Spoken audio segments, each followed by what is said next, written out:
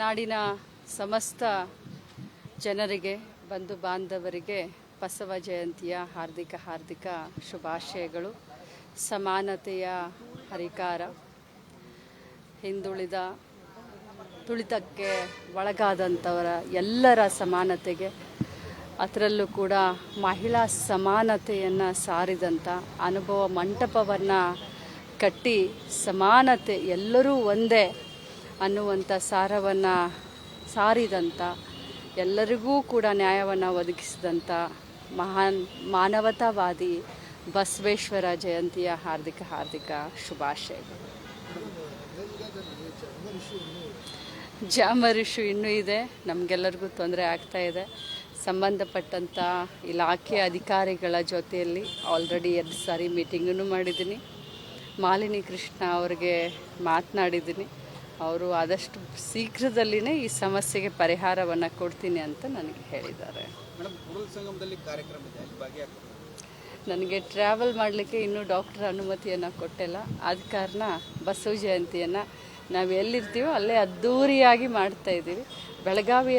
ಬೆಳಗಾವಿಯಲ್ಲೇ ಬಹಳ ಅದ್ಧೂರಿಯಾಗಿ 4ನೇ ತಾರೀಕು ನಾವು ಬಸವ ಜಯಂತಿಯನ್ನು ಆಚರಣೆ ಮಾಡ್ತಾಯಿದ್ದೀವಿ. ಆಲ್ರೆಡಿ ನಾನು ಮೊನ್ನೆನೇ ಗುಡ್ ನ್ಯೂಸನ್ನು ಕೊಟ್ಟಿದ್ದೀನಿ.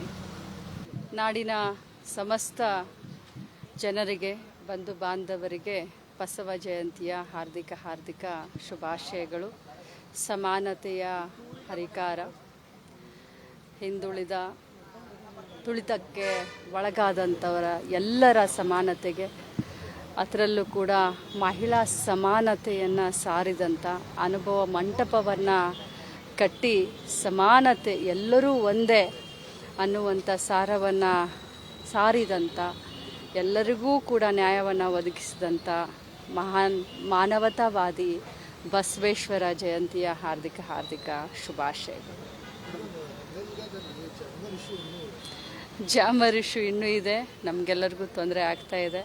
ಸಂಬಂಧಪಟ್ಟಂಥ ಇಲಾಖೆ ಅಧಿಕಾರಿಗಳ ಜೊತೆಯಲ್ಲಿ ಆಲ್ರೆಡಿ 2 ಸಾರಿ ಮೀಟಿಂಗನ್ನು ಮಾಡಿದ್ದೀನಿ. ಮಾಲಿನಿ ಕೃಷ್ಣ ಅವರಿಗೆ ಮಾತನಾಡಿದ್ದೀನಿ. ಅವರು ಆದಷ್ಟು ಶೀಘ್ರದಲ್ಲಿನೇ ಈ ಸಮಸ್ಯೆಗೆ ಪರಿಹಾರವನ್ನು ಕೊಡ್ತೀನಿ ಅಂತ ನನಗೆ ಹೇಳಿದ್ದಾರೆ.